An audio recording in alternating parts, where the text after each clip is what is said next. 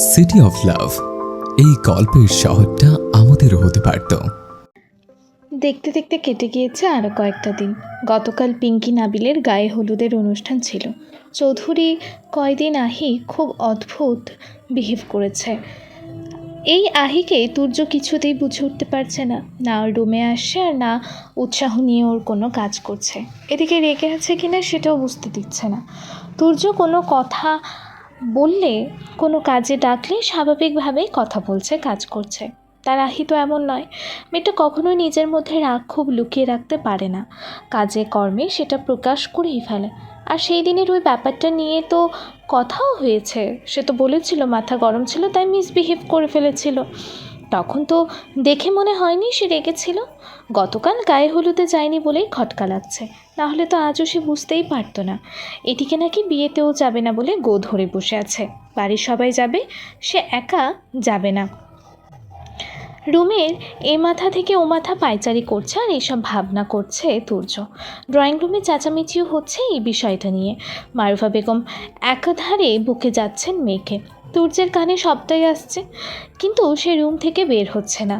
বকু বকে ও বকা খাওয়ারই যোগ্য। দাঁত চেপে ডিবানে বসে পড়ল সে। বসতে না বসতেই অজ্ঞাত নাম্বার থেকে কল আসলো। পার্সোনাল সিম কার্ডে আননোন নাম্বার দেখে ভ্রু কুঁচকে ফেলল তুর্য। কল রিসিভ করতেই ওপাশের ব্যক্তির কথা শুনে তুর্যের গম্ভীর মুখ আস্তে আস্তে কঠোর হতে আরম্ভ হলো। প্রায় মিনিট পাঁচেক ধরে একটানা অজ্ঞাত ব্যক্তির কথাগুলো শুনল সে। তারপর কল কাটল। কল কাটার পরপরই মোবাইলে টুংটাং শব্দ হলো। কথাগুলো শোনার সময় তাকে যতটা না অস্বাভাবিক লাগছিল, এখন তার চেয়ে বেশি লাগছে। ইতিমধ্যে চোখ লাল হয়ে উঠেছে, মাথার রগগুলো রাগে দপদপ করছে। সে নিজেকে যথেষ্ট শান্ত করে নিচে গেল। ভিতরে ক্ষোভ বাইরে আনলো না। নিচে নেমে দেখলো আহি ব্যতীত সবাই রেডি। সে বলল, আম্মু, তোমরা চলে যাও। আব্বু চাচ্চুরা তো অফিস থেকে যাবে, ওকে নিয়ে আমি আসছি। যাব না আমি। সাথে সাথে উত্তর করলো আহি। তুর্য মাকে তাড়া দিয়ে ফের বলল, তোমরা যাও আম্মু, অনুষ্ঠান শুরু হয়ে যাবে। আমি কিন্তু যাব না বড় মা। গো ধরে পড়ে রইল আহি। তোর ডিসিশন কেউ জানতে চায়নি। আহির দিকে না তাকিয়ে কঠোর গলায় বলল তুর্য। তারপর মাকে আবারও তাড়া দিল। সবাই যেহেতু রেডিই ছিল, আধা ঘন্টার মধ্যে বেরিয়ে পড়ল। মারুফা বেগম যাওয়ার সময়ও মেয়েকে বকতে বকতে গেলেন। আশ্চর্যের বিষয়, এত বকা সত্ত্বেও আহি একটুও কান্না করছে না। সবাই বেরিয়ে যাওয়ার আগ পর্যন্ত তুর্য আহি ড্রয়িং রুমেই দাঁড়িয়েছিল। কোনো রকমে গাড়ির শব্দ পেতেই তুর্য আহির হাতের কবজি ধরে টানতে টানতে সিঁড়ি বেয়ে উপরে উঠতে লাগলো। আর আহি সামনেই চেঁচিয়ে যাচ্ছে, হাত ছাড়ুন আমার, আমি যাব না। যাব না বলেছি মানে যাব না, বাস হাত ছাড়ুন তুর্য ভাই। কোনো কিছুতেই কাজ হলো না। তুর্যকে টানতে টানতে নিজের রুমে নিয়ে বিছানায় ছুঁড়ে ফেললো। তারপর দরজা লক করে ও ডিভানে গিয়ে বসলো। আহি বিছানা থেকে উঠে দরজার দিকে যাওয়া ধরতে তুর্য কঠিন কণ্ঠে বলল, এক পা বাড়ালে তোর কি হাল হবে নিজে বুঝতে পারছিস না।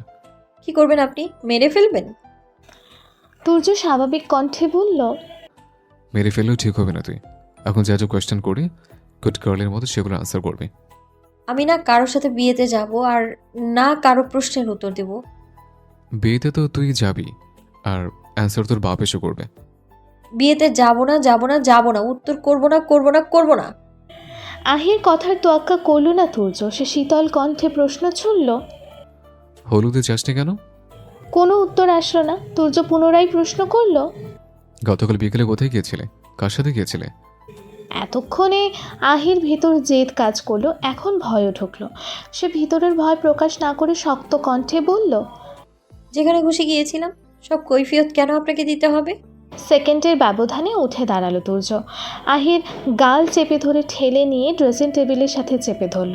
হুঙ্কার দিয়ে উঠল, এই জানোয়ার, তোকে কতবার বলেছি ওই বাস্টার্ডের সাথে দেখা না করতে? কতবার বলেছে বল? কেন আমার কথা শুনিস নে? কে যাচ্ছিস তুই? কাল ছাড়ুন তুর্য ভাই। কোনো রকমে গোঙাতে গোঙাতে কথাটা বলল আহি। তুর্য নিজ অবস্থানে থেকে ফের ঝঙ্কার তুলে বলল, ভালো লাগে মেয়েদিকে? বিয়ে করবি ওকে? তোর বাপকে দিয়ে প্রস্তাব পাঠাবো? হ্যাঁ, ভালো লাগে। বিয়ে করব ওনাকে। কি করবেন আপনি? দুর্বলতা পেয়ে গেছিস না? কি করবো বুঝতে পারছিস না? কি বা করবেন? আপনার তো ভালো হলো শবনমকে বিয়ে করে নিয়েন। আহির কথায় কোনো প্রতিক্রিয়া দেখালো না তুর্য। বাকরুদ্ধ হয়ে গিয়েছে সে। ওকে আরও সুযোগ দিল, কত দূর যেতে পারে দেখবে আজ। আহি পুনরায় বলতে শুরু করলো, আমি আপনাকে ঘুম থেকে ডেকে তুললে অনেক প্রবলেম হয়ে যায়। শবনম ডাকলে কিচ্ছু হয় না। আমি দরজা নক করতে করতে মরে গেলেও একটাবার দরজা খুলতে মন চায় না। এদিকে শবনম একবার নক করতে না করতে দরজা খুলে দেন আপনি। তাকে শপিংয়ে নিয়ে যাওয়া হবে কি না তার আগেই মনে করিয়ে দেন আপনি। অথচ আমি জামা তো দূরে থাকে, একটা কানের দুল চাইলেও সেটা কিনে দিতে পারেন না আপনি। ওর কোথায় কি রোগ আছে সবটা জানা আপনার। একটু অসুস্থ হলেই বারবার খবর নেন। আমি অসুস্থ হয়ে মরে পড়ে থাকলেও খোঁজ নেওয়ার প্রয়োজন মনে করেন না আপনি। কথাগুলো বলে নিঃশ্বাস ফেলার আগেই একটা শক্ত হাতের চর আছড়ে পড়ল তার মুখে। আহি তাল সামলাতে না পেরে ফ্লোরে উপর হয়ে পড়ে গেল। ইতোমধ্যে ঠোঁট কেটে রক্ত বের হয়ে গিয়েছে। আহি তবু স্বাভাবিক, চোখে জল, তবু মুখে হাসি। তুর্যের ইচ্ছে করছিল আরও কয়েকটা মারতে, কিন্তু নিজেকে সামলে নিল। আহির হাত ধরে টেনে তুলল, বলল, তোকে কোনো এক্সপ্লেনেশন আমি দিব না। তুই এক্সপ্লেনেশন পাওয়ার যোগ্য নও শাহি। 5 মিনিটসের মধ্যে রেডি হবে, আদারওয়াইজ এভাবে যাবে। যেতে তোকে হবে। কোনোদিন দিয়েছেন এক্সপ্লেনেশন যে আজ দিবেন? আদৌ কোনো এক্সপ্লেনেশন আছে তো আপনার কাছে? সপ্তাহের প্রতি শুক্রবারে যে মেহেদির রাত দিন কুম্ভকর্ণ হয়ে কাটায়, সে না পেরেছে কালকের রাতটা ভালো করে ঘুমাতে, আর না আজকের দিনটা পারবে বলে মনে হচ্ছে। টানা 2 ঘন্টা ডাইনিং রুমে পায়চারি করে করে বাসা ত্যাগ করেছে। মেহেদি চলে গিয়েছে বুঝতে পেরে তারিন দরজা খুলেছে, তারপর কিচেনে ঢুকেছে, সব কিছু কুচে কুচে রান্না করেছে। তারপর গোসল সেরে ডাইনিংয়ে খাবার সাজিয়ে নিয়ে বসলো। খাওয়া যখন মাঝপথে, ঠিক তখন কলিং বেলের শব্দ হলো। তারিন ধীরেই সুস্থে খাওয়া দাওয়া করে দরজা খুলল। মেহেদির ফর্সা মুখ রাগে লাল হয়ে আছে, কিন্তু সম্পূর্ণ রাগ সে প্রকাশ করলো না। কিছুটা ঝাঁঝালো গলায় বলল, কখন থেকে নক করছি তারিনা, কোথায় ছিলে? উত্তর করল না তারিন। কোনো রকম দায়সারাভাবে দরজাটা খুলে আবারও ভিতরে চলে আসলো। এসে ডাইনিংয়ে খাবার গোছাতে লাগলো। মেহেদি ভেবেছিল মেয়েটা বোধহয় রান্নাবান্না কিছুই করবে না, কিন্তু ডাইনিংয়ে খাবার দেখে তার সম্পূর্ণ রাগ পানি হয়ে গেল। সে পোশাক পাল্টে হাত মুখ ধুয়ে ডাইনিংয়ে বসলো। ততক্ষণে তারিন ফের রুমে গিয়ে শুয়ে পড়েছে। মেহেদি জানে এই মেয়েকে ডাকলে সে আসবে না। তাছাড়া এতদিন তো নিজের খাবার নিজেই নিয়ে খেয়েছে, আজও না হয় নিয়েই খাবে। শুধু শুধু ডেকে ঝগড়া করা। তবে সে সারা কিচেন উল্টে পাল্টে খুঁজেও কোনো খাবার পেল না। ফ্রিজে শুধু একটা ভাজি রাখা। সে কয়েকবার তারিনকে ডাকলো, কোনো সাড়া পেল না। তারপর রুমে গিয়ে বলল, খাবার কোথায় রেখেছো? কি খাবার? ভাবলেশহীন প্রশ্ন তারিনের। কি খাবার মানে? দুপুরে যা রান্না করেছে? শেষ কি শেষ? খাবার। মানে কি খাবার শেষ? মুখের কথা। আমি শুধু আমার খাবার রান্না করেছিলাম, সেটা শেষ। কিছুক্ষণ চুপ করে রইল মেহেদি। অগ্নি দৃষ্টিতে তারিনের দিকে তাকিয়ে রইল। তারিনের সেই দিকে কোনো খেয়াল নেই, সে মোবাইল স্ক্রল করে যাচ্ছে। মেহেদি ওর হাত থেকে ছোঁ মেরে মোবাইলটা নিজের আয়ত্তে নিল। তারপর শান্ত কণ্ঠে বলল, তোমার মনে হচ্ছে না একটু বেশি বাড়াবাড়ি করছো? আর আপনি? এতদিন আপনার মনে হয়নি? যেটা হবার হয়ে গিয়েছে, সেটা এখন অতীত ভবিষ্যৎ নিয়ে ভাবো। ভাবা আছে, আপনি আপনার ভবিষ্যৎ নিয়ে ভাবুন। তুমি মেয়েটা আস্ত এক বেয়াদব। আপনার থেকে বেশি নই। আর তর্ক করল না মেহেদি। এই মেয়ের মুখের সাথে কিছুতেই পেরে উঠবে না সে। ঝগড়াতে পিএইচডি করেছে, আর এদিকে তার পেটে ক্ষুধা। মেজাজ এমনিতেই হাই টেম্পারেচারে আছে। এই মুহূর্তে তর্কাতর্কির কোনো মুড নেই, আছে শুধু ফাইটিংয়ের। আর মেয়ে মানুষ মেরে হাত গন্ধ করে নারী নির্যাতনের মামলা কে খাবে? আহির জিদের কাছে বরাবরই ব্যর্থ তুর্য, আজও ব্যর্থ হয়েছে। সে বিয়েতে নিতে পারেনি আহিকে। মেজাজ হারিয়ে আরও 2বার চর লাগিয়েছে। নাবিল, পিঙ্কি, আলিয়া, তাসিন না হলেও 1000 বার কল করেছে, বারবার মেসেজ দিয়েছে। ও জাস্ট একটা রিপ্লাই দিয়েছে, আসছে না, ব্যাস। তারপর মোবাইল বন্ধ করে রেখে দিয়েছে। তাদের বাড়ির লোকও তাদের বারবার করে কল করেছে। নাকি এইসব কিছু জানে না তুর্য? ছাদের রেলিং ধরে আকাশের দিকে তাকিয়ে আছে সে। আকাশ না কুয়াশা, কুয়াশায় ভরে আছে পুরো আকাশ। আজ ঠান্ডাটাও প্রতিদিনের তুলনায় খুব বেশি, অথচ তুর্যের শরীরে শুধু একটা হাফ হাতা টি-শার্ট। অদ্ভুতভাবে তার ঠান্ডা লাগছে না। আনমনা হয়ে বলে উঠল তুর্য, আমি সারাটা জীবন ধরে ভেবে এসেছি তুই কবে আমাকে বুঝবি, কবে আমার সুপ্ত অনুভূতিগুলো বুঝে নেবে। এখন বুঝলি ঠিকই। একটা দীর্ঘশ্বাস ফেলল সে। তারপর পুনরায় বলল, নিজে থেকেই বা কই বুঝলি? চোখে আঙুল দিয়ে বোঝাতে হলো। না বোঝে ভালো ছিল, যখন বুঝতে না তখনই ভালো ছিলাম আমি। এত কাহিনী অন্তত করতে হতো না। মান অভিমান পর্যন্ত ঠিক ছিল, কিন্তু কিন্তু তুই আমার ভালোবাসে আঙুল তুললে আহি কেন? আর বোঝাবো না তোকে। চিৎকার করে উঠে রেলিংয়ে সজোরে ঘুষি বসালো সে। হাত আগে থেকে ক্ষতবিক্ষত ছিল, এখন সেখানে আবারও আঘাত পেয়ে রক্ত করতে আরম্ভ করলো। অথচ তুর্যের কোনো বাধা নেই। তার কি ব্যথা লাগছে না? অবশ্যই লাগছে, কিন্তু হৃদয়ের ব্যথার চেয়ে বেশি নয়। তুর্যকে রুমে খুঁজে না পেয়ে ছাদে আসলেন পারভিন বেগম। ছেলেকে সারা বিয়ে বাড়িতে দেখতে না পেয়ে তিনি বুঝেছিলেন কিছু একটা হয়েছে, আর এখন ছেলেকে আনমনা হয়ে ছাদে দাঁড়িয়ে থাকতে দেখে সেটা শিওর হলেন। তিনি এগিয়ে গিয়ে বললেন, এভাবে ঠান্ডার মধ্যে গায়ে কিছু না দিয়ে দাঁড়িয়ে আছিস কেন আব্বা? সম্মতি ফিরল তুর্যের। পিছনে ঘুরে অন্যমনস্কতায় বলল, কি বললে? শীত লাগছে না তোর? হ্যাঁ লাগছে একটু। কিছু বলবে? খেতে আয়, দুপুরেও তো কিছু খাসনি মনে হয়। ক্ষুধা নেই আমার, তোমরা খেয়ে নাও। আহিকে মেরেছিস তুই? হ্যাঁ, কেন? 2 গালের দাগ বসে আছে। তোর বেশি হাত চলে তুর্য, স্বভাব পরিবর্তন কর। মেয়ে জন্য হয় কিছু বলছে না, কিন্তু ও তো বুঝেছে এটা কিসের দাগ। এভাবে শেয়ানা মেয়ের গায়ে হাত তোলা তোর ঠিক হয়নি। আমি ঠিক ভুল বিবেচনা করে কিছু করিনি। ওর প্রাপ্য ছিল, ওকে জাস্ট মেরে ফেলতে পারলে শান্তি লাগতো। শেষ কথাটা চিবিয়ে চিবিয়ে বলল তুর্য। পারভিন বেগম টিপ্পনি কেটে বললেন, ও তাই? মেরে ফেলে শান্তি পেতি? তাহলে 2টা চর মেরেই ছাদে এসে দাঁড়িয়ে আছিস কেন আব্বা? এসব শুনতে ভালো লাগছে না তুর্যের। সে বলল, আমি খাবো না আম্মু, তুমি যাও। পারভিন বেগম জানেন ছেলের সাথে পারবেন না। তিনি আরও কিছুক্ষণ ধরে নানান কথা বললেন। তুর্য শুধু চুপচাপ শুনে গেল।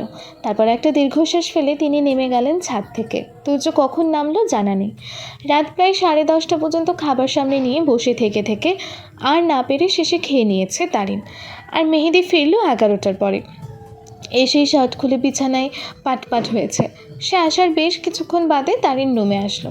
সে ব্যালকনিতে দাঁড়িয়েছিল। মেহেদি এমনভাবে শুয়ে আছে যেন এই শোয়াতেই রাত শেষ, আর ফজরের পরে উঠবে একেবারে। তারিন ছোট করে বলল, খাবেন না? রান্না করেছো আমার জন্য? হুম।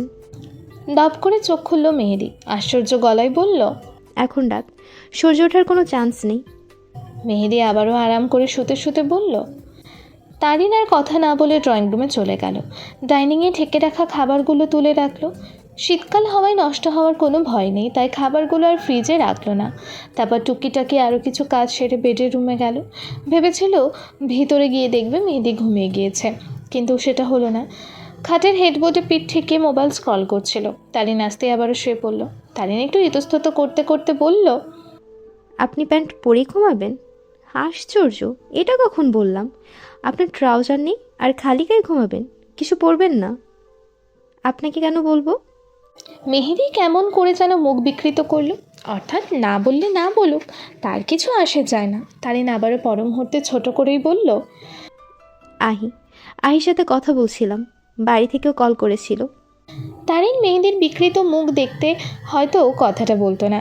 আহির সাথে কথা বলেছে শুনে কম্বলের নিচ থেকে লাফ দিয়ে বের হলো মেহেদি।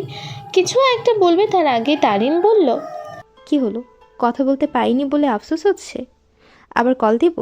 মেহেদি বিরক্তি নিয়ে বলল। শেষ কথাটা গা ছাড়া ভঙ্গিতে বলল সে। সেটা তো আমি বুঝেছি। তারপর একটু মন খারাপ করে তারিন বলল, আহির মনে হয় মন খারাপ, জানেন? কিভাবে যেন কথা বলছিল, মনে হয় তুর্য ভাইয়ের সাথে কিছু হয়েছে। খাটের এক পাশে দেখিয়ে বলল মেহেদি। তারিন দূরত্ব বজায় রেখে বসলো। উৎসুক দৃষ্টিতে মেহেদির দিকে তাকিয়ে রইল। মেহেদি একটু সময় নিয়ে বলল। সে বাকি কথা শেষ করার আগেই তারিন ক্ষোভ নিয়ে বলল, আপনি তো অনেক বড় রাজাকার, ওইসব পিক দিয়েছেন কেন? আপনি চেনেন না তুর্য ভাইয়াকে? আপনি আস্ত একটা অসহ্য।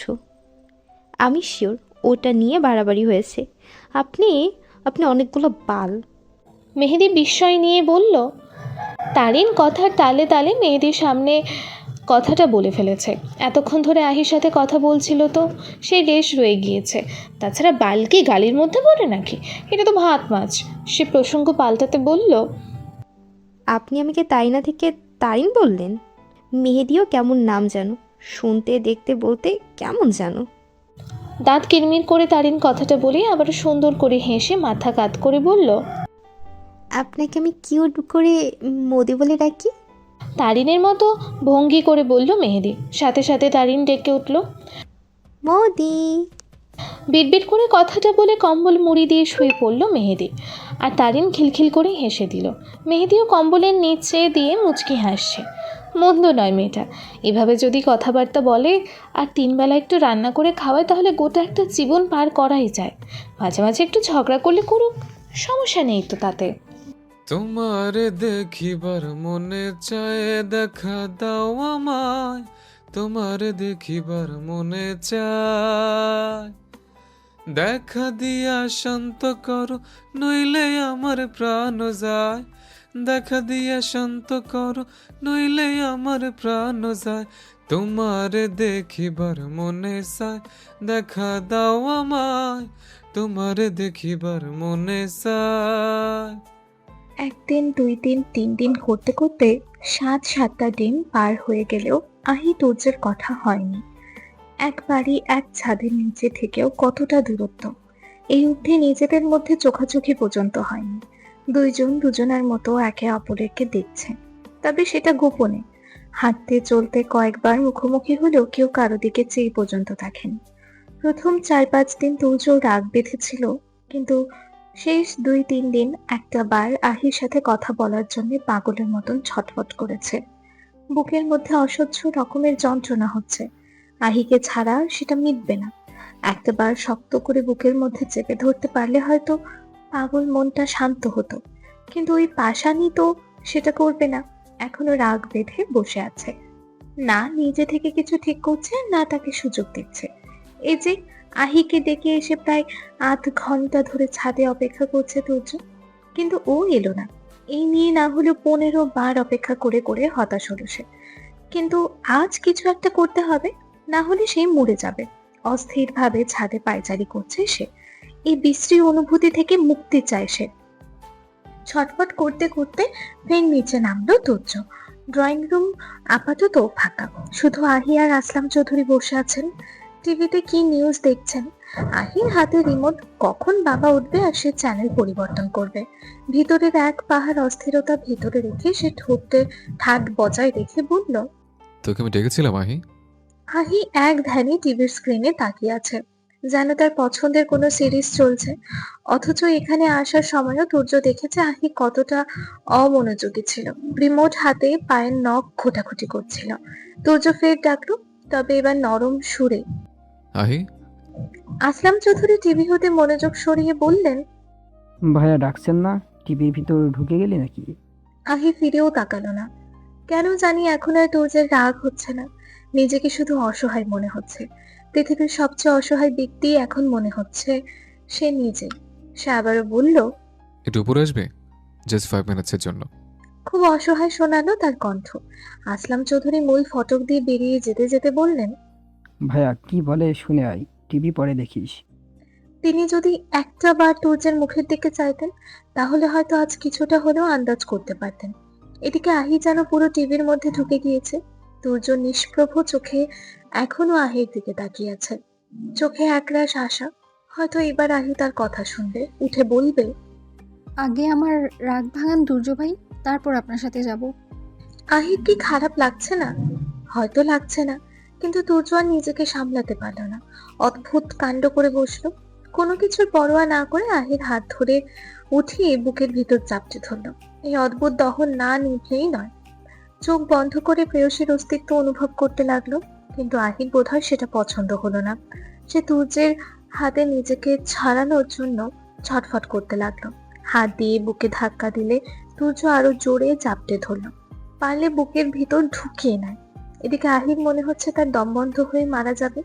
তার এইরকম ছটফটানি দেখে তুর্য আকুল গলায় বলল, কথা বলিস না, থাক, বলার দরকারও নেই। যেদিন রাগ অভিমানের পালা শেষ হয় সেদিন কথা বলিস। অ্যাটলিস্ট 1 মিনিট, জাস্ট 1 মিনিট একটু শান্ত থাক। আমার হৃদয়টাকে একটু শান্ত কর, না হলে আমি মরে যাব। জাস্ট একটু শান্ত থাকছেন। আহি শুনলো তুর্যের কথা, কিন্তু মানল না। মিনিট দুয়েকের মাথায় তুর্য নিচ থেকে ছেড়ে দিল তাকে। তাকালো প্রেয়সীর মুখপানে। আহি অন্যদিকে মুখ ঘুরিয়ে দাঁড়িয়ে আছে। সবসময় নাকি সে বাড়াবাড়ি করে, এখন তাহলে কি করছে? বড় বড় পায়ে ড্রয়িং রুম ত্যাগ করলো সে।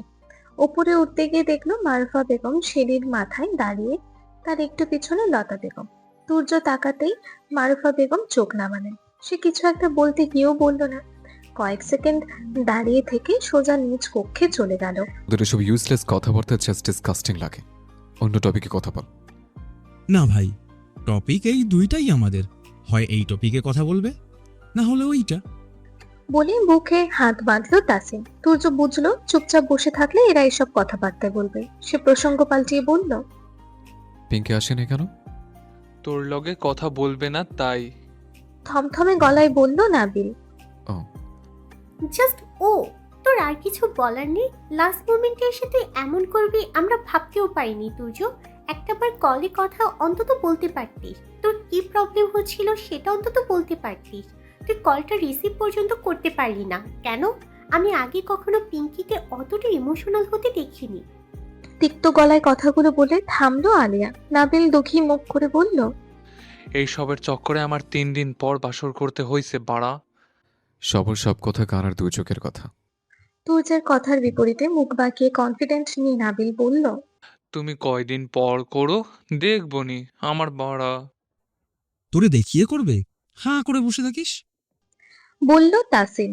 একের পর এক আরো ঠাট্টা দুষ্টুমি করতে লাগলো নাবিল আর তাসিন।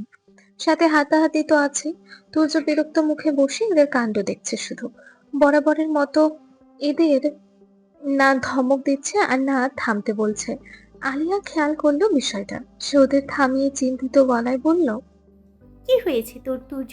সবসময় এমন সিরিয়াস মোডে থাকিস কেন? নিজের ইমোশন কিছুটা হলেও প্রকাশ করতে শেখ। আমি উঠছি, তোর আড্ডাতে।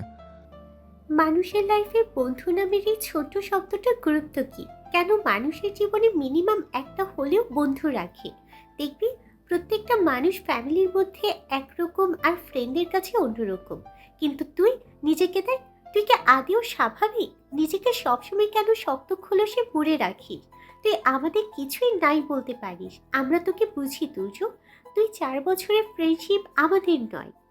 তুর্য উঠতে গিয়েও উঠলো না, কাটকাট গলায় বলল, আমার লাইফে একটাই প্রবলেম, সেটা তোরা জানিস। আর এই প্রবলেমের সলিউশনও তোদের কাছে নেই। তাহলে তোদের বলে কি লাভ? এটা লাভ লসের কোনো বিষয় নয়। এই যে সারাক্ষণ গম্ভীর হয়ে পড়ে থাকিস কেন জানিস? নিজের মধ্যে কথা চাপিয়ে রাখতে রাখতে এমন হয়েছিস তুই। মনের মধ্যে যা আছে প্রকাশ করে দেখ, হালকা লাগবে। এখন এসব কথা বলে তুই আমাকে ইমোশনাল করতে চাইছিস? অবুঝের মতো কেন করছিস তুর্য? আমি কেন কথাটা বলছি তুই ভালো করেই বুঝেছিস। কি বলছিস তুই? আমি ফ্যামিলিকে জানিয়ে দিই সেটা? কি জানাবো আমি? যেখানে আহিই ঠিক নয়, আরে কার জন্য আমি ফাইট করব? আজ 7 days হয়ে গেল ও আমার সাথে কথা বলে না, অথচ সবার সাথে হেসে খেলে কথা বলছে, কাজ করছে। ও ঠিকই স্বাভাবিকভাবে দিন পার করে যাচ্ছে, বাট আমার ভিতরে কি হচ্ছে শুধু আমি জানি। একটু থামলো তুর্য, তারপর ফের বলল, এই যেসব কথা তোদের বললাম, এতে কি লাভ হলো আমার? হাই হেসে কথা বলবে আমার সাথে? বাড়ি ফিরে তুর্য ভাই বলে ডাক দেবে? এমন কি লাগবে না লাগবে জিজ্ঞেস করবে? কফির মগ হাতে দৌড়াতে দৌড়াতে আসবে? এসব কিছু হোক বা না হোক, বুকে হাত দিয়ে বলতো এখন তোর কিছুটা হলেও হালকা লাগছে কিনা। আলিয়ার এই প্রশ্নের উত্তর করলো না তুর্য। সে যেতে যেতে বলল, নাবিল, তোর সাথে আমার ইম্পর্টেন্ট কথা আছে, কলে বলবো। আলিয়া চেঁচিয়ে উঠে বলল, ঠিক এটাই তোর প্রবলেম তুর্য। নিজেকে ভেঙে চুরে আহিরের সামনে তুলে ধর, দেখবি সবটা ঠিক হয়ে গেছে। তুর্যের কান পর্যন্ত পৌঁছালো আলিয়ার কথা, কিন্তু সে কোনো প্রতিক্রিয়া দেখালো না। গটগট পায়ে চলে গেল। তাসিন আর নাবিল এতক্ষণ হাঁ করে আলিয়ার কথা দিয়েছিল। দুজনে একসাথে বিস্ময় নিয়ে বলে উঠল, এই আলিয়া, এইটা তুই তো বন্ধু। আলিয়া রাগ দেখিয়ে বলল, সবসময় ফাজলামি করবি না, সিরিয়াস মুডটাকে নষ্ট করে দিস তোরা। তাসিন এবার সত্যিই সিরিয়াস হলো, বলল, হলাম সিরিয়াস। এত সব কিছু বুঝিস, তাহলে নিজেরটা বুঝিস না কেন? নিজেরটাও বুঝি, কিন্তু করার কিছুই নেই। একটা কথা বলবি আলিয়া, আমরা সবাই জানতাম নাবিল পিঙ্কিকে ভালোবাসে, আর পিঙ্কিও। কিন্তু তোর তো এমন কেউ লাইফে নেই। তাহলে বিয়ে করছিস না কেন? হ বাড়া, সেই দিন বিয়াতে আইসাও আন্টি আমারে বলতাছিল তোরে বুঝাইতে যেন বিয়া করতে রাজি হইস। হুট করে অন্যমনস্ক হলো আলিয়া, যেন কত কিছু ভাবনা চিন্তা করলো। তারপর ঠোঁটে হালকা হাসি এঁটে উদাসী গলায় বলল, এই জন্মে আর আমি বিয়ে করব না। জানি পরবর্তী জন্ম বলে কিছুই নেই। যদি থেকেও থাকে সে জন্মে তাকে চাইবো। যদি পাই করলাম বিয়ে, না পেলে আবারও একটা জীবন এভাবেই কাটিয়ে দিলাম। টিক টিক আওয়াজে ঘড়ির কাঁটা ঘুরে চলেছে। আহি ঘুমাতে এসেছে সেই 11টায়। এখন বাজে 2:15, গভীর রাত। ড্রিম লাইটের আলোয় ঘড়িটা ততটাও স্পষ্ট নয়। সে একদৃষ্টিতে দেয়াল ঘড়ির দিকে তাকিয়ে আছে। দুই চোখের কোনা বেয়ে একাধারে জল গড়িয়ে পড়ছে। থেকে থেকে দুই হাতের পিঠে নোনা জলগুলো মুছছে। আবার ইচ্ছা না হলে আর সেটা করছে না। অশ্রুকণাগুলো তাদের মতো বেয়ে চলেছে। দুই চোখের কাছের বালিশ সেই জলে ভিজে জুবুথুবু। তুচ্ছ কত করে তার সাথে কথা বলার চেষ্টা করছে, সে নিজেই বলছে না। তাহলে কেন কাঁদছে? কথা বলা বলি হয়ে গেলে তো আর কান্নাকাটি কষ্ট দুঃখ কিছুই রইতো না। তাহলে কথা কেন বলছে না সে? শুধু 3টা চরের জন্য? তুর্য ভাই তো সেটাই ভাবছেন, তাই না? কিন্তু সে তো অন্য কারণে এত অভিমান করে আছে। তুর্য ভাই তো তাকে বিশ্বাসই করে না। যেখানে তার প্রতি তুর্য ভাইয়ের বিশ্বাসই নেই, তাহলে এটা আবার কেমন ভালোবাসা?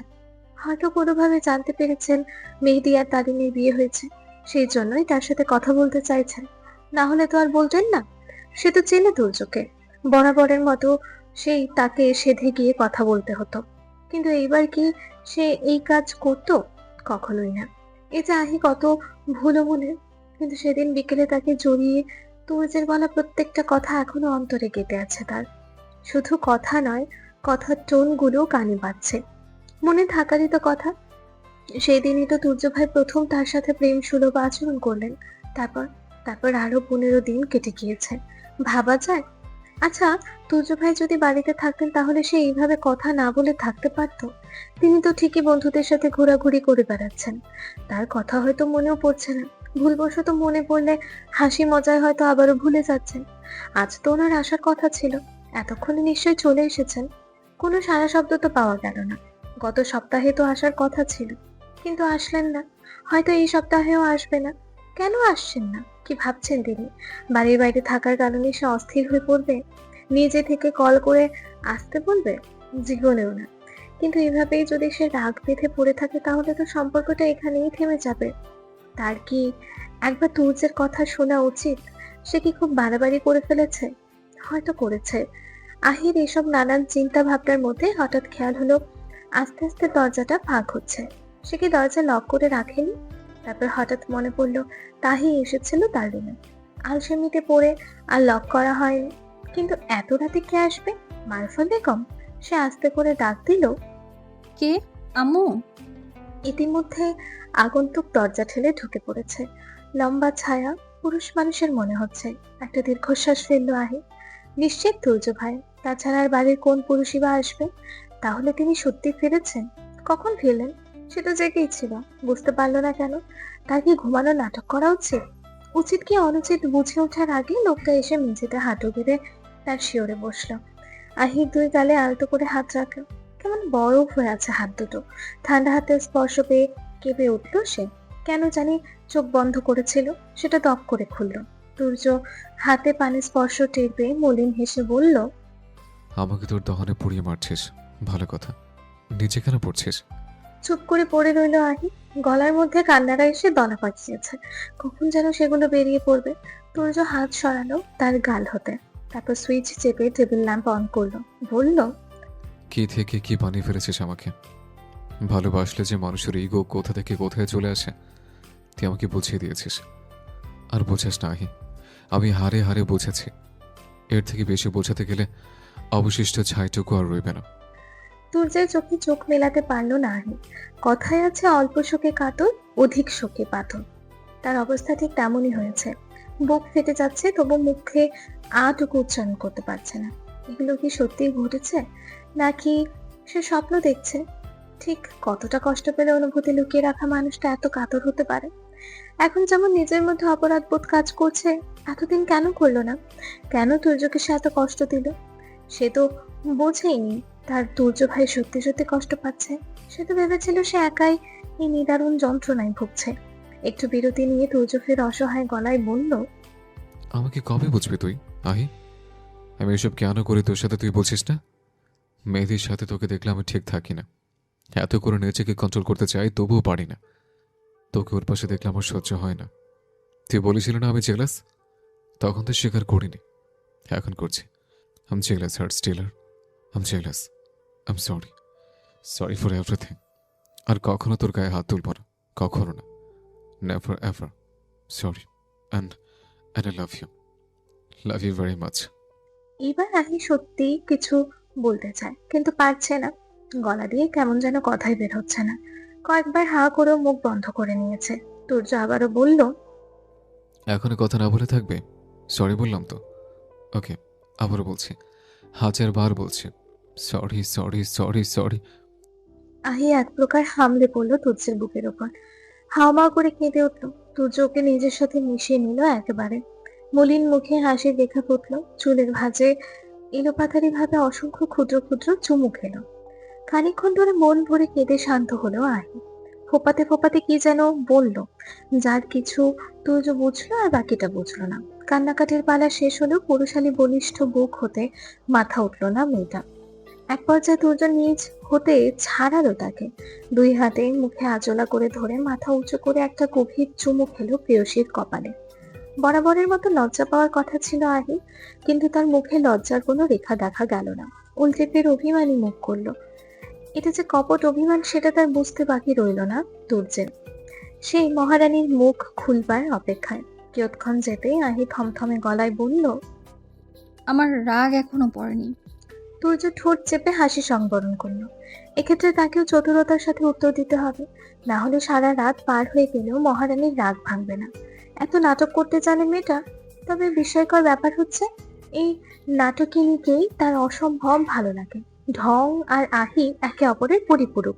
সেও মুখমণ্ডলে কপট গম্ভীরতা টানলো, হাসি চেপে ভারী কণ্ঠে বলল, আমি তো মিষ্টি কথা বলে রাগ ভাঙাতে এক্সপার্ট নই আহি।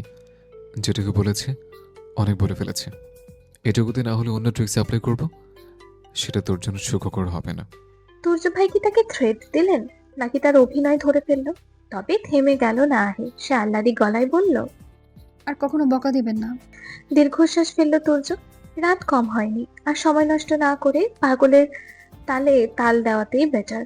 সে নরম কণ্ঠে বলল, ওকে রুডলি কথা বলবেন না। ওকে আমি ভুল করলেও কিছু বলতে পারবেন না। ওকে সত্যি কিছু বলতে পারবেন না। ওকে। এ যেন আহির পূর্ব পরিকল্পিত ছিল। তুর্য ভাই যখন এসে সরি চাইবেন, সে এই সুযোগে একগাদা প্রতিশ্রুতি নিয়ে রাখবে। এক পর্যায়ে শেষ হলো প্রতিশ্রুতি পর্ব, কিন্তু তুর্য সমাপ্তি বুঝলো না। সে আহির মুখপানে চেয়ে আছে, পরবর্তী ওয়াদার অপেক্ষায়। কিন্তু আহি কোনো কথা বলছে না দেখে তুর্য আদুরে গলায় জিজ্ঞেস করলো, তারপর? আহি এইদিক ওইদিক না বোধক মাথা নাড়ালো, মুখে বলল, আর কিছু না। তুর্য ভ্রুকুচকে বিস্ময় নিয়েই বলল, আর কোনো প্রমিস করানোর নেই? মাত্র এটুকুই? মজা করছেন তুর্য ভাই? তুর্য ঠোঁটের হাসি আটকে গম্ভীর হওয়ার ভান ধরে না বোধক মাথা নাড়ল আর মুখে বলল, মোটেও না। তার এই হাসি চাপানো মুখ দেখে হেসে দিল আহি। তুর্য ঠোঁট প্রসারিত করলো, বিমুগ্ধ নয়নে প্রেয়সীর চঞ্চলা হাসি দেখতে লাগলো। কি আছে এই হাসির মধ্যে, যার জন্যে সে এই কয়দিন ছটফট করেছে? চোখের ঘুম নিভে গিয়েছে, চারিদিক রোদে শুকনো খা খা মরুভূমি লেগেছে। এখন তার হৃদয়ে এক নীরব প্রশান্তির ঢেউ বয়ে যাচ্ছে, যেন যুগ যুগ পর তৃষ্ণার্থ জমিন এক ফোঁটা জলের দেখা পেয়েছে। গতরাতে প্রায় 12টা পর্যন্ত ছেলের জন্য অপেক্ষা করেছেন পারভিন বেগম। শীতের রাত 12টা মানে অনেক, আর বর্তমানে যে হাড় কাঁপানো শীত পড়েছে, কোনো রকমে খেয়ে দিয়ে কম্বলের নিচে দিলেই শান্তি। কিন্তু ছেলে আসবে, মায়ের কি আর কোনো শীত থাকে? তিনি নারীর টানে অপেক্ষা করে গেছেন। ঘড়ির কাঁটা যখন 12টা পার করেছে, তখন হতাশ হয়ে রুমে ফিরেছেন।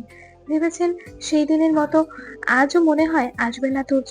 তবে তার ছেলে এমন দায়িত্ব জ্ঞানহীন কখনো ছিল না। না আসলে একবার হলেও কল করে জানিয়ে রাখতো, হয়তো জানাতে ভুলে গেছে। আজ বেশ খানিকটা বেলা করে ঘুম থেকে উঠেছে আহি। কতদিন পর একটা শান্তির ঘুম দিল, একটু তো দেরি হবে। সে উঠে কোনো রকমে ফ্রেশ হয়ে দৌড়াতে দৌড়াতে নিচেই নামছিল। মাঝপথে তাহির দেখা। তাহিও আহি রুমেই যাচ্ছিল গরম খবর দিতে। এতদিন পর ভাইয়া এসেছে, খুশির খবরটা আগে আপুকে তো জানানো দরকার। পথিমধ্যে কাঙ্ক্ষিত ব্যক্তিকে পেয়ে মনটা আরো খুশি হয়ে গেল। সে উৎফুল্লতার সহিত বলল, আপু জানো, কাল রাতে ভাইয়া এসেছে। আহি তাড়াহুড়ো করে বলল, জানি জানি। মিথ্যা কেন বলছো? তুমি কিভাবে জানবে? মাত্রই তো ঘুম থেকে উঠলে, আর ভাইয়া এসেছে অনেক অনেক রাতে। সম্মতি ফেললো আহি। একটু বুঝে শুনে মুখ থেকে কথা বার করতে পারে না।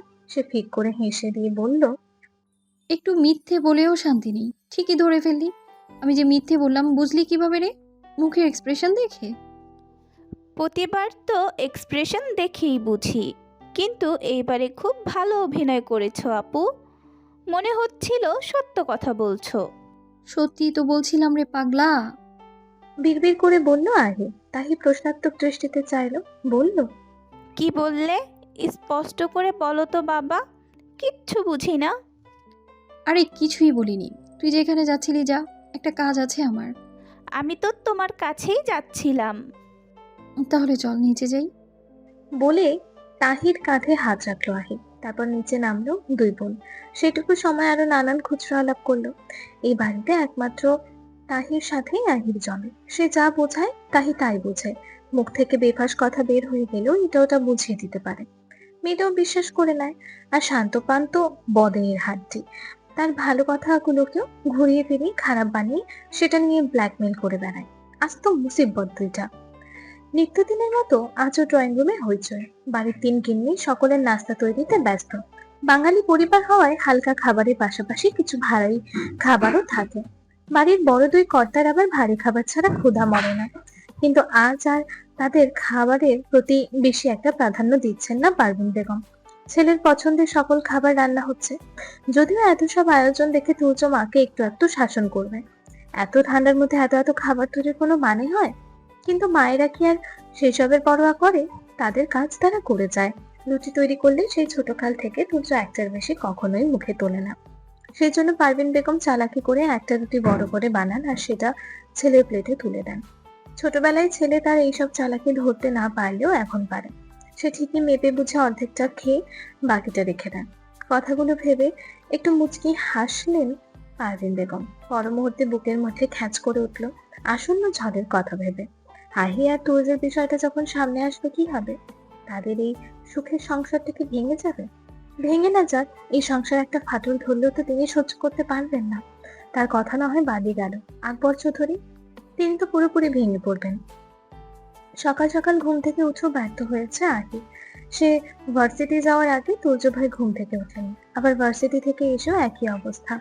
তিনি নাকি আবার ঘুমিয়েছেন। কেমন ঘুম ঘুমাচ্ছে কে জানে, মনে হচ্ছে যেন মাসখানেকের ঘুম একসাথে ছাড়ছে। এই বাড়ির একমাত্র কুম্ভকর্ণ তো সে, তাহলে তুর্য ভাই আবার কবে থেকে হলেন? বড় মা আবার ডাকাডাকি করতেও নিষেধ করলেন। এতদিন বেড়াবেড়ি করে এসে তো সবাইকে একটি সময় দেওয়া উচিত। সন্ধে থেকে তো আর আবার হসপিটালে যাওয়া শুরু করবে সে। এইসব ভাবতে ভাবতে সে তুর্যের রুমের দিকে রওনা হলো। কথা না বলা যাক, একটু দেখে চলে আসবে সে। সাবধানে কদম ফেলে রুমের মধ্যে প্রবেশ করলো। সত্যি ঘুমোচ্ছেন তিনি। সে একবার ঘুমের কায়দা দেখলো। মানে পরিস্থিতি যেমনই হোক তার ম্যানলি হাব ভাব করতেই হবে। এই যে এত ঠান্ডা, সে সোয়েটার একটা জায়গা দুইটা পরে আছে, আর এই লোক ঠিকই উদাম শরীরে উপর হয়ে দুই হাত কম্বলের নিচ থেকে বের করে বালিশে রেখে শুয়ে আছে। সবাই তো জানে চৌধুরী বাড়ির বড় ছেলে জনাব তাসরিক চৌধুরী তুর্য একজন সুদর্শন পুরুষ। তাহলে ঘুমের ঘোরেও সেটা প্রমাণ করতে হবে।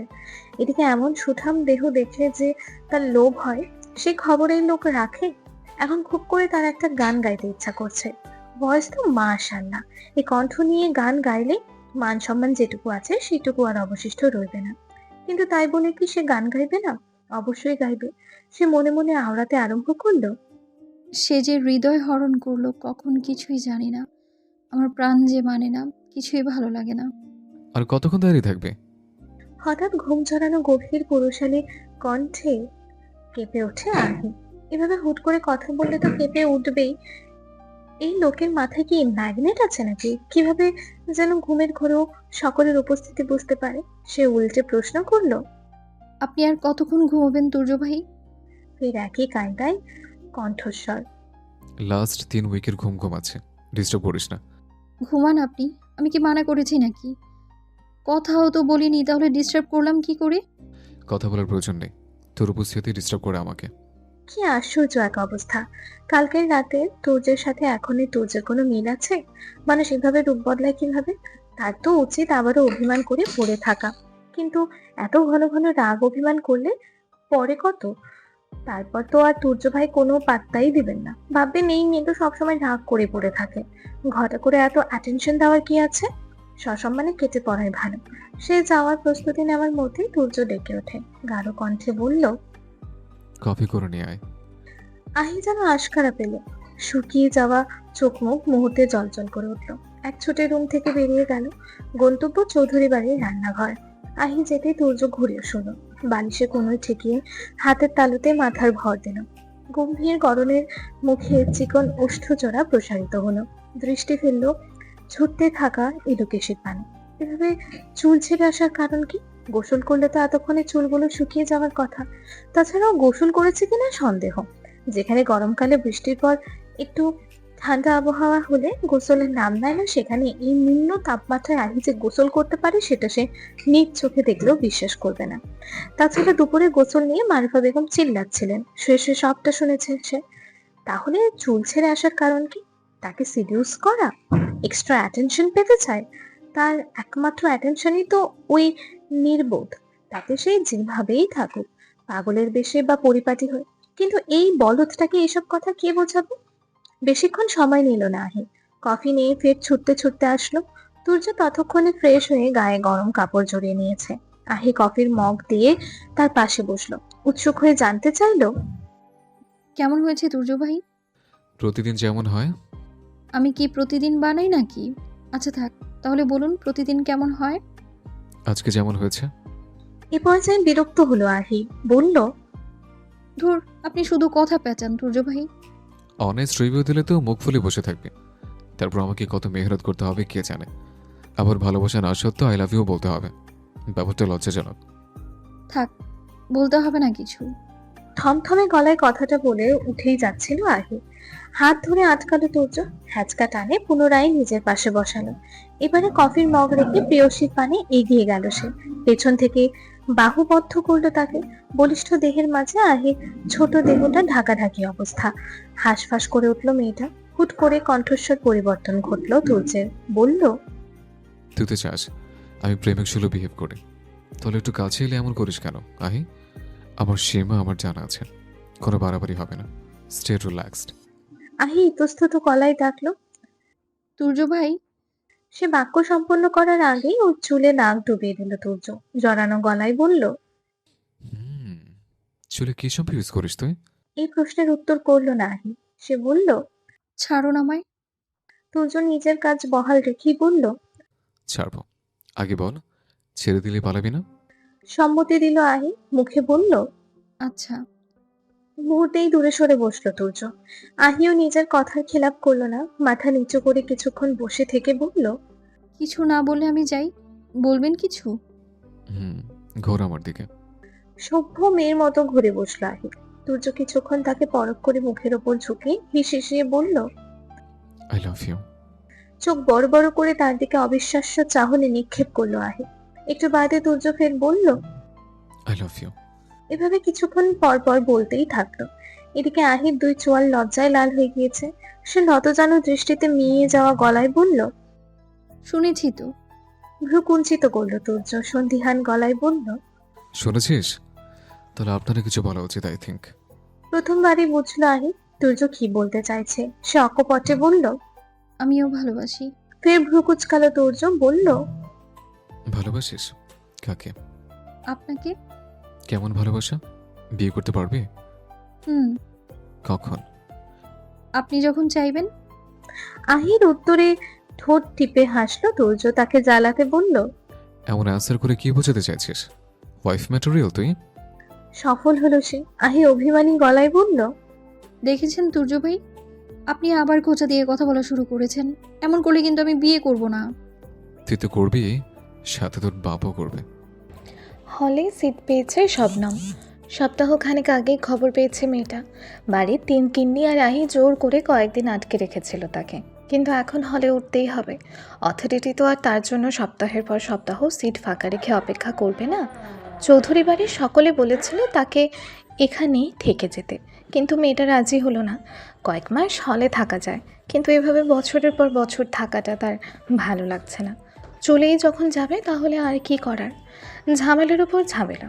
মোবাইল হাতে নিয়ে বসে আছেন পারভিন বেগম। ভেবেছিলেন তুর্যকে দিয়ে মেয়েটাকে পাঠাবেন। ছেলেকে কথাটা বলার সাথে সে না করে দিয়েছে, পারবে না সে। এদিকে বিকালেই চলে যাবে শবনম। এখন মেয়েটাকে কাকে দিয়ে পাঠাবেন, কি করবেন কিছুই বুঝতে পারছেন না তিনি। যদিও সে একাই যেতে পারবে, কিন্তু তারা তো আর একা ছাড়তে পারেন না। এর মধ্যে কিছু একটা নিতে আহি তার রুমে আসলো, কিন্তু বড়মার চিন্তিত মুখ দেখে নিজের কথা রেখে তার চিন্তার কারণ জানতে চাইল। পারভিন বেগম সবটা বললেন। আহিও চিন্তায় পড়ল, তাহলে শবনমকে কে দিয়ে আসবে? সে কি একবার তুর্যকে বলে দেখবেন? দেখুক বলে, যদি কিছু করা যায়। ইদানিং সে কিছুর বায়না ধরলে তুর্য না না করতেই পারে না, করতে করতে শেষে আবার বাধ্য হয়ে ঠিকই মেনে নেয়। সে বড়মাকে আশ্বাস দিয়ে নিজের রুমে গেল আহি। তুর্যের নাম্বারে কল লাগালো। কয়েকবারের মাথায় রিসিভ হলো কল, সাথে ওপাশের ব্যক্তিটার ধমক মিশ্রিত কণ্ঠস্বর। কল রিসিভ করছে না, ব্যস্ত আছে, বুঝছিস না? একাধারে কল দিয়ে যাচ্ছিস। তোর কমন সেন্স কবে হবে আহি?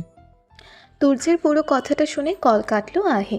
কিছুক্ষণ পর মাথা ঠান্ডা করে একটা ভয়েস মেসেজ পাঠালো সে। রেখেছিস না আবার? আইসক্রিম নিয়ে যেতে বলেছিস, খেয়াল আছে আমার। কল করে মনে করাতে হবে না। তার বিপরীতে আহি ছোট করে একটা টেক্সট করলো। অন্য কথা বলার আছে। এসএমএসটা দেখে কল করলো তুর্য। রিসিভ হতেই বলল, হ্যাঁ বল। আপনি একটু শবনমকে দিয়ে আসবেন তুর্য ভাই। না। কাটকাট গলার সংক্ষিপ্ত উত্তর তুর্যের। কেন, কি সমস্যা? আজকে বিকেলে তো আপনি ফ্রি থাকবেন। ঘুরে ফিরে প্রবলেমটা ঠিক তোরই হবে। আহি এবার বুঝলো তুর্য কেন না না করছে। সেদিন তো সে শুধু একটা তুলনা দেওয়ার জন্য শবনমের কথা বলেছিল, এর থেকে বেশি কিছুই বোঝায়নি। আর তুর্য ভাই সেটাকে ধরে রেখেছেন। ছি, সে মন মরা হয়ে বলল, আপনি যেসব ভাবছেন আমি ওসব কিছু মিন করে সেদিন ওই কথাগুলো বলিনি। আমি শুধু কম্পেয়ার করেছি। আর শবনমের বয়ফ্রেন্ড আছে সেটা তো আমি জানি। আপনাকেও কোনোদিন ওসব চোখে দেখবেও না, তাই আমার কোনো ভয়ও নেই। আপনি এই পর্যায়ে আহিকে থামালো তুর্য। ওর কথা শেষ হওয়ার আগেই নিজের কথা ঢুকালো। ওয়েট আহি, তুই শবনমের সাথে নিজেকে কম্পেয়ার করছিস কেন? আর কি বললি? ওর বয়ফ্রেন্ড আছে, তাই তোর কোনো ভয় নেই, নাহলে থাকতো। সেসব বলিনি আমি। তাহলে কি বলেছিস তুই? বোঝা আমাকে। চেঁচিয়ে উঠে কথাটা বলে আবারও নিজেকে শান্ত করলো তুর্য। স্বাভাবিক গলায় বলল, আচ্ছা বাদ দে। বলে কল কাটলো সে। তারপর তার মুখোমুখি বসে থাকা মেয়েটার দিকে তাকালো। সে কিছু বলার আগেই মেয়েটা বলল, একজনের রাগ অন্যজনকে দেখানো ঠিক না তুর্য।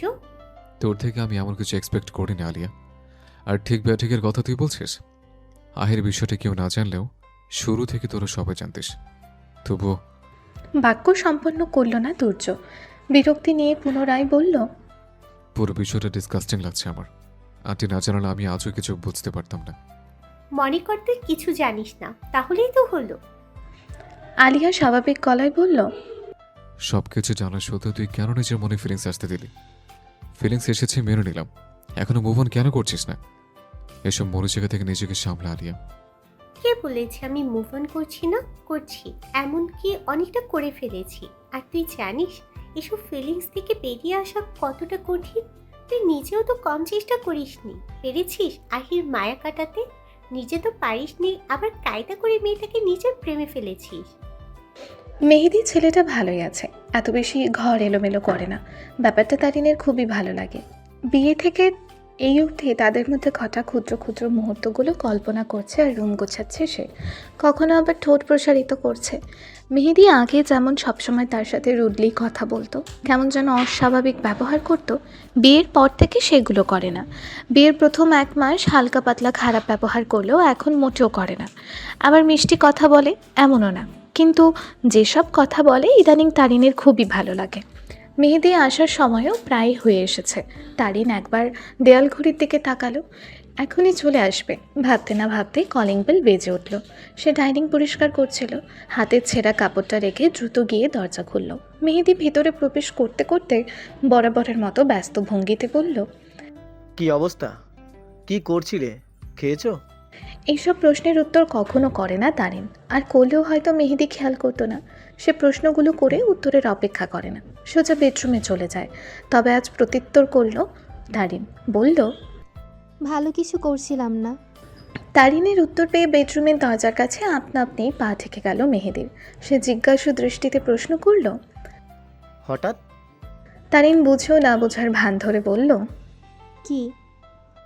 আনসার করতে মন চাইলো কেন তোমার? আর করব না আনসার। সাবলীল গলায় বলল তারিন। একবার যখন করেই ফেলেছো, এখন থেকে নিয়মিত করো। আর লাস্ট আনসারটা এখনও খাওনি? বলে একটু সময় নিল মেহেদি। তারিন উত্তর না দিয়ে খাবার গরম করতে ব্যস্ত হলো। সে যা বোঝার বুঝে গিয়েছে মেহেদি। সে চারিদিকটাই একবার চোখ বুলিয়ে বলল, দেখে মনে হচ্ছে ঘরদোর গোছাচ্ছিলে, বেশি চকচকে লাগছে। ঘর পরিষ্কার করলে মানুষকে বেশি পরিষ্কার লাগে? তোমার কথা বলিনি, রুমের কথা বলেছি। নিজেকে কখনো দেখতে দিয়েছো যে বুঝবো বেশি পরিষ্কার নাকি কম পরিষ্কার? শেষ কথাটা বিড়বিড় করে বলতে বলতে রুমে ঢুকে গেল মেহেদি। তারিন কথাগুলো শুনে মুচকি হাসলো। লোকটা তো ভালোই আছে, স্বামী হিসেবে মন্দ নয়। সে তাড়াতাড়ি খাবারগুলো গরম করে ডাইনিংয়ে সাজালো। কিছুক্ষণের মধ্যে ফ্রেশ হয়ে খেতে আসলো মেহেদি। ডাইনিংয়ে হরেক রকমের খাবার, বিয়ে করে কোনো ফ্যাসিলিটিস পাক বা না পাক, 3 বেলা সুস্বাদু খাবার খাওয়ার ফ্যাসিলিটি পাচ্ছে। এতেই বেজায় সন্তুষ্ট মেহেদি। তাছাড়া মেয়েটার রান্নার হাত চমৎকার। যদিও এখনও পর্যন্ত তারিনের সামনাসামনি প্রশংসা করেনি সে, তবে মনে মনে 1000 বার করেছে। প্রশংসা করলে দেখা গেল কাল থেকে বেকারে রান্না করবে, সুতরাং সার্টিফিকেট পেয়ে গেলে মুসিবত। তবু আজ সে বলেই ফেলল, সেটার ভিন্ন কায়দায়। ভালোই তো রান্না পারো। বিয়ের আগে বাবুচিগিরি করতে নাকি? চটজলদি উত্তর দিল তারিন। হ্যাঁ, আপনি কিভাবে জানলেন? ও, মনে পড়েছে, আমাদের টিম তো আপনিই লিড করতেন।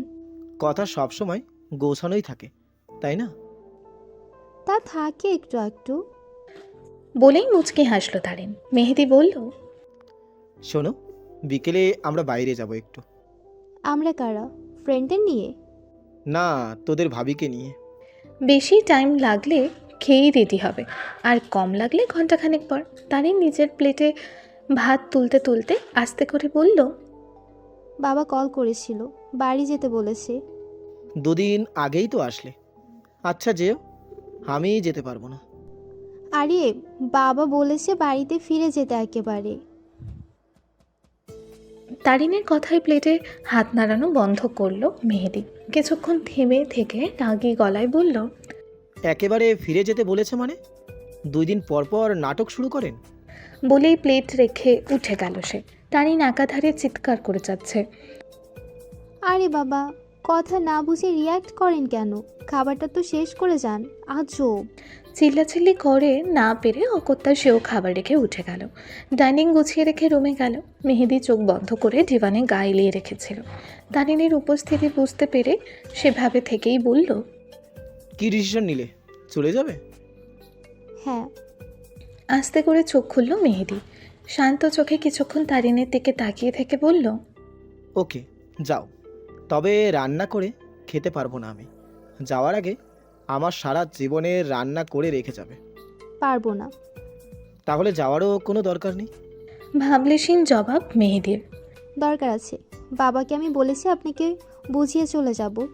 মেজাজ হারালো মেহেদি, চেঁচিয়ে উঠে বলল, যাবে মানে?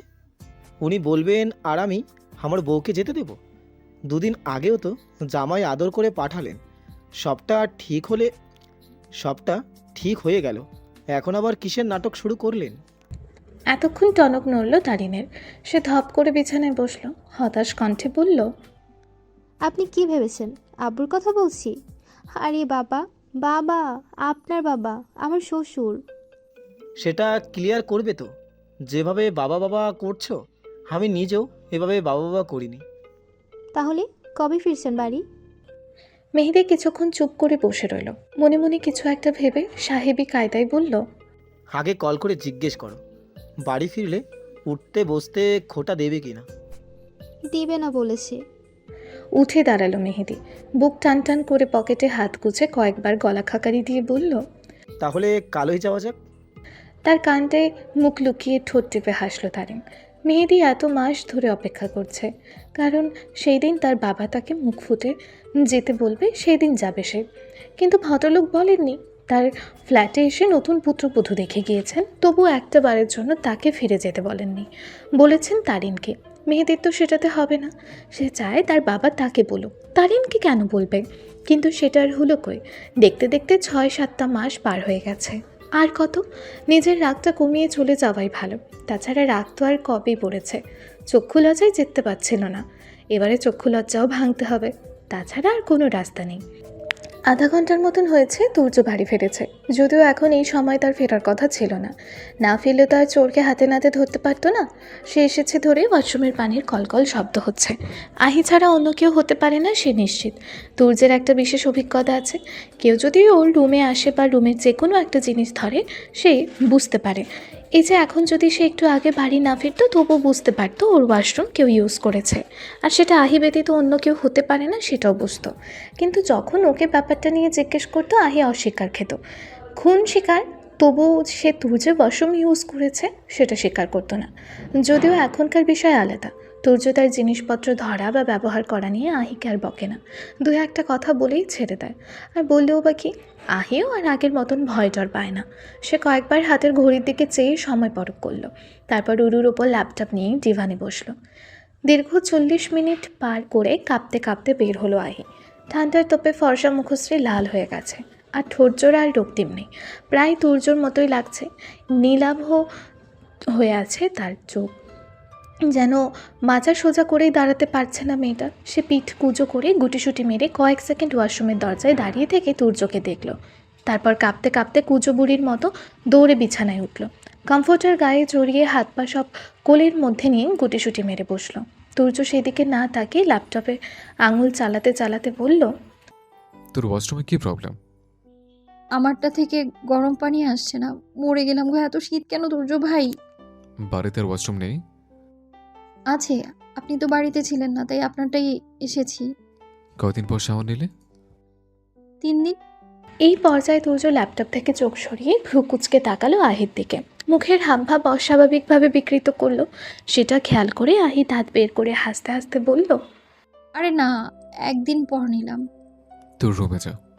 শরীরটা একটু গরম করেই চলে যাচ্ছি। এখন যা আহি, চুলের পানিতে বিছানা ভিজে যাচ্ছে। এত শীত তাহলে চুলগুলো এভাবে ভিজিয়েছিস কেন, স্টুপিড? আজকে গোসল করলাম, আর কবে করি তার কোনো ঠিক আছে, তাই শ্যাম্পু করে রাখলাম। তুর্য বিস্ময় নিয়ে আহির দিকে তাকিয়ে থেকে আরেক দফা নাক সিটকালো। তারপর আবারও কাজে মন দিল। আহি মিনিট 5 সেভাবেই বসে থাকলো। এখন একটু শুতে পারলে ভালো লাগতো। সে তুর্যের দিকে চাইলো। লোকটা তার কাজে খুবই মনোযোগী। আহি তার দিকে আর চোখে চেয়ে দেখতে দেখতে আস্তে করে শুয়ে পড়ল। কিছুক্ষণ পর উপলব্ধি করলো চোখ জোড়া লেগে আসছে। কথায় বলে, বসতে দিলে খেতে চায়, খেতে দিলে ঘুমাতে চায়। আহিরও তেমনটাই হলো। শুয়ে থাকতে থাকতে একসময় ঘুমিয়ে পড়ল সে। এতে তুর্যের কোনো ভাবান্তর দেখা গেল না। মেয়েটা তো সবসময় এমন করে, অবাক হওয়ার আর কিছুই নেই। আর এখন একটু বেশি বেশি করবে, এটাই স্বাভাবিক। সে তার হাতের কাজ সেরে শাওয়ার নিতে ঢুকলো। কিছুক্ষণ বাদে শাওয়ার নিয়ে একেবারে চেঞ্জ করেই বের হলো। না চাইতেও বিছানায় চোখ দিল। আহি হাঁ করে হাত পা ছড়িয়ে উল্টাপাল্টা শোয়া দেখে মুচকি হাসল সে। দিনে দুপুরে কীভাবে গভীর ঘুমে তলিয়ে গেছে গাধাটা। সে একবার দরজার দিকে চাইল, ভিজিয়ে রাখা আছে। এগিয়ে গিয়ে ভেতর থেকে লক করলো। এখনই খাবারের ডাক পড়বে। আজ টপিকটা কীভাবে বেঘরে ঘুমাচ্ছে। তার রুমে এইভাবে ঘুমাতে দেখলেও বিষয়টা কেমন দেখাবে। ভাবতে ভাবতে আহির পাশে গিয়ে বসলো। বের করে রাখা হাত জোড়া কম্বলের নিচে ঢুকিয়ে দিল। মুচকি হেসে নাকের মাথা ধরে একটু টেনেও দিল। আহি চোখ মুখ কুচকে মুখে হালকা শব্দ করতেই তুর্য দ্রুত পাশ থেকে উঠে পড়ল। শটান হয়ে দাঁড়িয়ে মুখশ্রী গম্ভীর করলো। আহি মুচড়ামুচড়ি করে আবারও শান্ত হয়ে গেল। তুর্য সেটে দাঁড়িয়ে দাঁড়িয়ে দেখে ড্রেসিং টেবিলের সামনে গিয়ে দাঁড়ালো। চুলে চিরুনি চালাতে চালাতে আয়নার মধ্যে দিয়ে দেখতে লাগলো প্রেয়সীকে। তারপর কিছু একটা ভেবে চোখ মুখ গম্ভীর করে ভারী কণ্ঠে বলল, ঘুমা। এরপর কি হতে চলেছে তুই ভাবতে পারছিস না। Even I have no idea. তুই আমাকে নিরাশ করবি না, আই নো জান। ভাবনাটা শেষ করে আহির দিকে হতে নজর ফেরানোর আগেই ড্রয়িং রুম হতে শোরগোল ভেসে আসলো। আসলাম চৌধুরীর গলার আওয়াজ ভেসে আসছে। চেঁচামেচি করছেন খুব। বাকিরা বোধহয় তাকে শান্ত করার চেষ্টা চালাচ্ছেন, চিৎকার করার কারণ জানতে চাইছেন। তুর্য আরেক পলক আহির দিকে তাকালো, অতঃপর নিচে নামলো। বাড়ির সবাই সেখানে জড়ো হয়ে গিয়েছে, শুধু আকবর চৌধুরী ব্যতীত। তুর্যকে দেখে আরেক দফা ফুঁসে উঠলেন তিনি। What happened? এই যে শুনছো মাই প্রিয় শ্রোতা বন্ধুরা, তোমরা শুনছো সিটি অফ লাভ প্রেরিত প্রেমে সিক্ত গল্প। আর আমাদের সাথে পথ চলতে do like, comments and share. আর সাবস্ক্রাইব করতে কিন্তু একদম ভুলবে না। টাটা।